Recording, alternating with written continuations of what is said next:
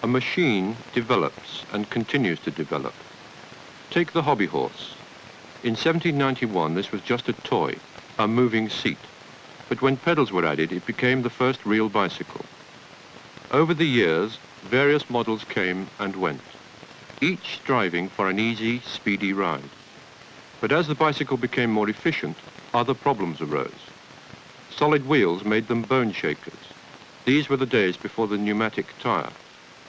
The penny farthing attempted to overcome this by having a large wheel which would ride over holes in the road. But when riders could get on them, they often fell off. They may look impressive, but weren't a success. The designs moved on. Many were tried, but none survived, probably because of their complications. By the early 1900s, the shape was getting nearer to the now familiar diamond frame structure with equal-sized wheels. Was this the ultimate basic shape for a bicycle? One might think so. Although lots of things have improved, brakes, tires, and so on, the diamond frame structure still remained. But then, in 1962, something radical happened. A new bicycle came on the market, this time with small wheels. Its designer was Alex Moulton. This program is about the evolution of his design. While Alex Moulton himself tells his story of why he built it his way, observe how he used materials in novel ways to deal with such mechanics problems as compression, shear, strength, and stiffness. You may disagree with his approach to design. You may disagree with his solutions. Think about it for yourself, for there isn't a unique solution to any design problem.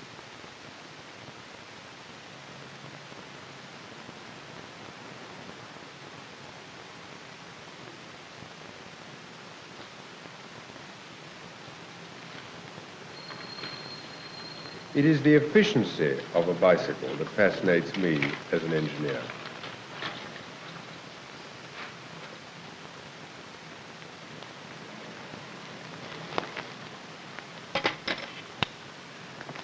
Now, this is my own personal bike, which I love riding. Let's go inside now to the museum and have a look at how it all happened.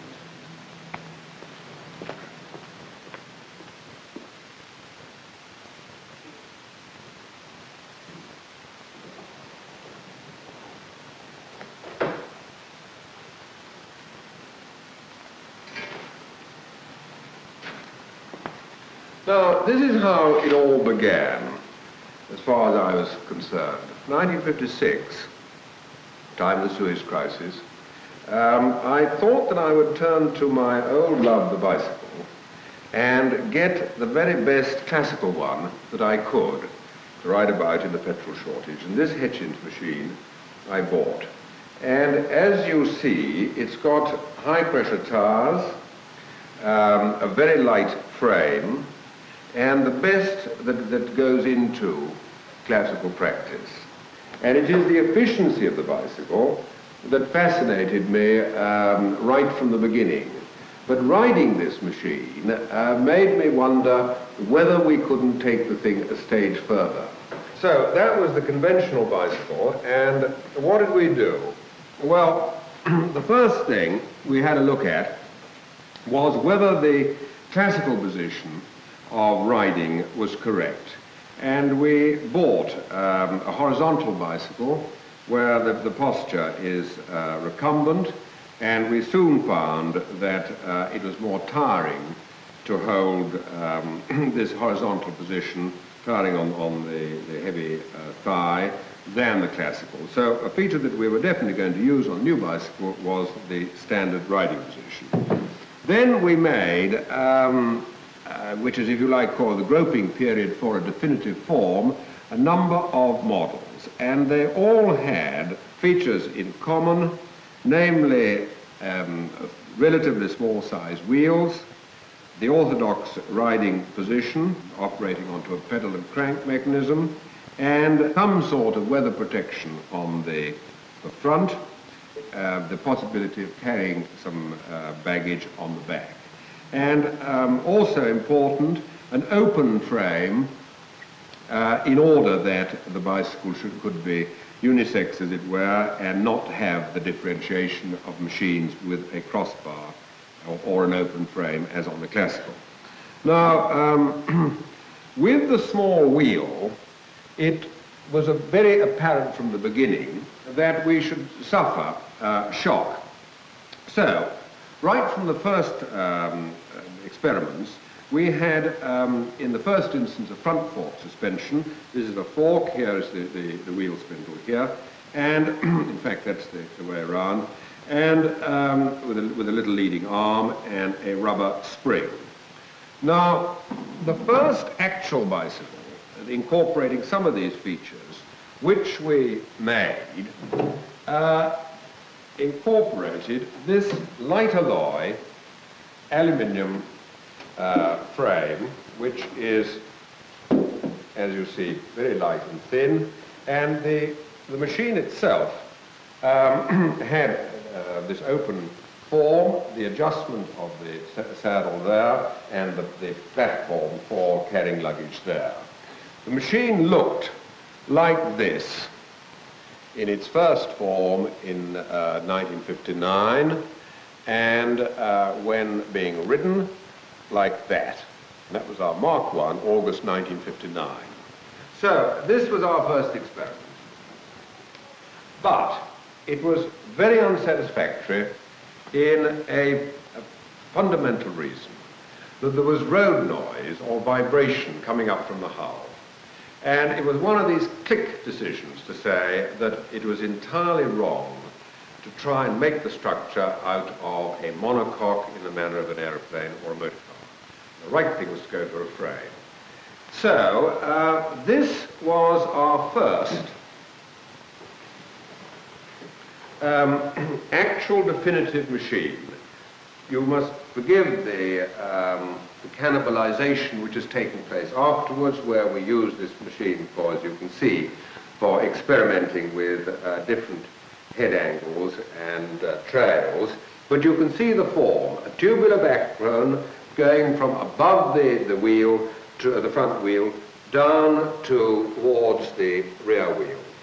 The bottom bracket or crank axle dependent from it, and the upright of the seat tube coming up from the crank axle. And this is the definitive F form mounted on the 16-inch with high-pressure wheels with high-pressure tires, which became the definitive form of the Moulton bike. Now, looking at these machines here, they represent an intensive period of development, the form having been established, but an development to get the thing finished and closed. In passing, you will note that from the models that we've looked at, the weather protection was tried in this form. And you can see the shield and the rather hooded mudguard, and the rear protection for the rear wheel, very well shrouded.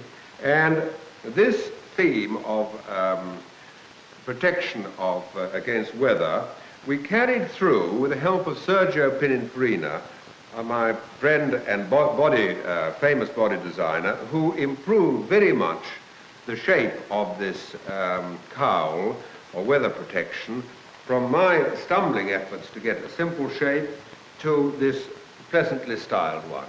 In the event, we didn't in fact go on with any form of weather protection. We felt that it was too cumbersome and too large from the point of view of stowing the machine.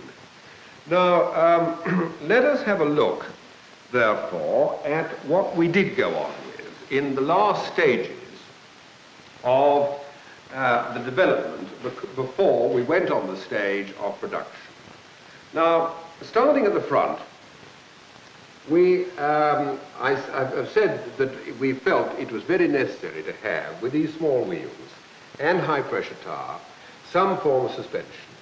And the first one that we used in a serious way was this triangulated fork here, carrying the front spindle, and also making an abutment for the caliper brake underneath, and pivoted at the rear there, with a very stiff tube here going up into the steering column. So as the wheel is turned, the steering, as the handlebar is turned, the steering is conveyed to this pivot through this stiff tube.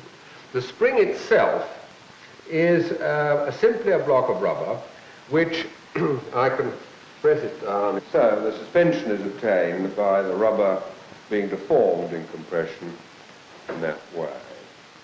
Now, one of the objectives of this form of suspension was the fact that it could be commonized with that at the rear. And if you look at the rear of the machine, you will see a similar construction operating through a lever from pressings onto a rubber compression spring, and with the similar position of the caliper brake underneath this triangulated construction.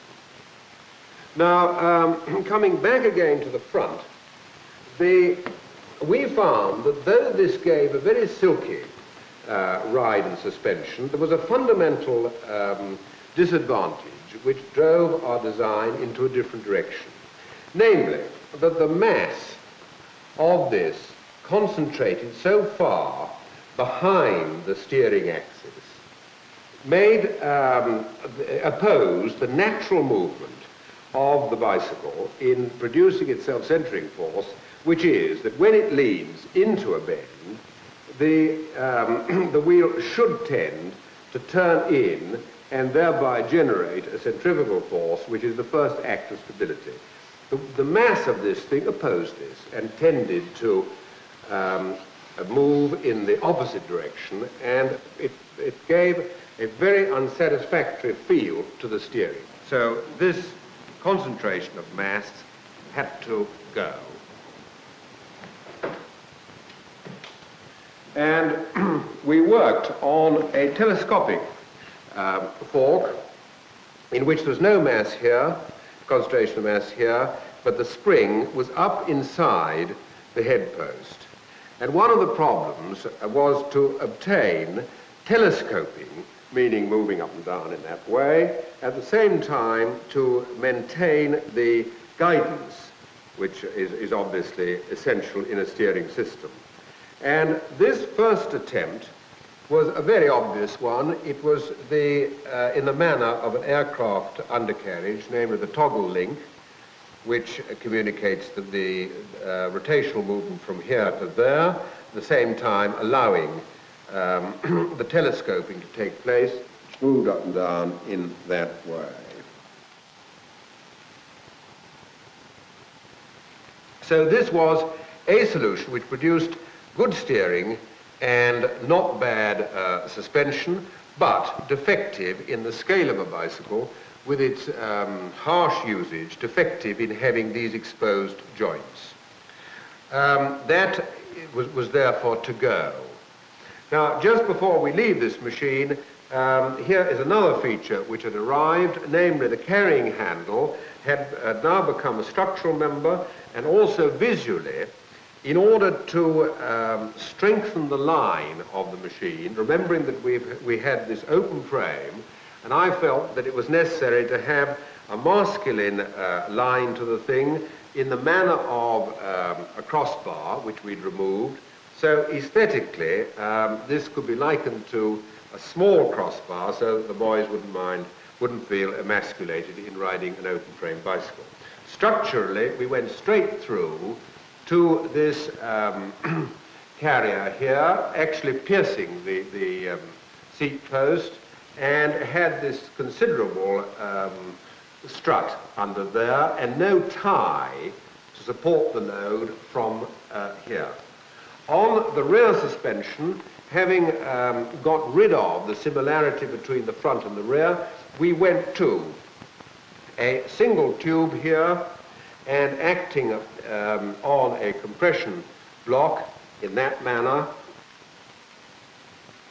and we had removed the caliper brake from its vulnerable position from the point of view of rain going onto it when it was down there to a better protected position there. So that is the penultimate development of the bicycle before it went on the stage of marketing. Now, at last, we come to the bicycle that went before the very surprised public in November 1962 at the bicycle show, where we were overwhelmed by the interest and desire to buy this thing that we created over the last few years. Now, you will see, taking an overall view, how the definitive form has come. Front carrier, the open frame, male or female, the horizontal low crossbar for structural reasons and as well as to provide a support for the large rear boot here. And the support of the carrier beam is by a tie which was very soon added by this strut here, because we soon found that people were overloading this rear boot, and we had trouble in this area here due to the inadequacy of this stiffness. So that strut was importantly put in immediately after production. Now, let's look at what we did in the final count on the front and rear suspension on this first production model.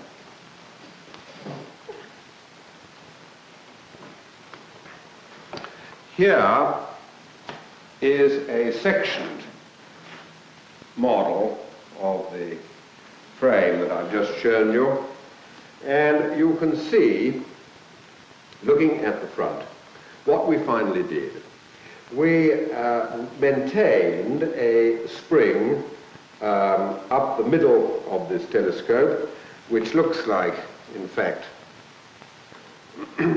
this, which is just a bit of rubber cord inside a coil spring which stabilizes the rubber and organizes its movement. But essentially rubber carrying 80% of the load and the coil spring to organize the deflection of the rubber. The spring goes in there, and the whole is a single telescopic unit in which the important function of the steering guidance is obtained by a splined nylon sleeve there, which belongs with the steering column, which engages with these metal splines, which belongs to the fork. And the movement between one and the other provides the location of the fork, and at the same time provides the guidance in that way, accompanied by the movement up and down for suspension. In this way, which you could just see there, and at the same time allowing the steering to take place. A very neat solution which we have kept throughout the whole series of design. Then coming to the rear of the machine, rear suspension comprises a bonded rubber compression shear element. Compression in that way and shear between there and there in that manner, as you can see as I flex it.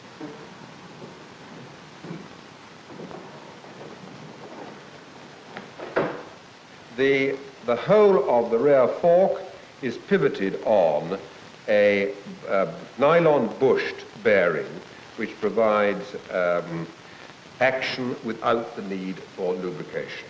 Here you see the strut, which was put in demountably and fixed by a little yoke there to support the excess load, which could easily be put onto the carrier, which with only this tie made the whole of this seat post rotate about that axis there with disastrous results. This little tie, this little strut, was immensely effective, being so far out from that point there, immensely effective in supporting a great load there without deformation there. So that was the machine which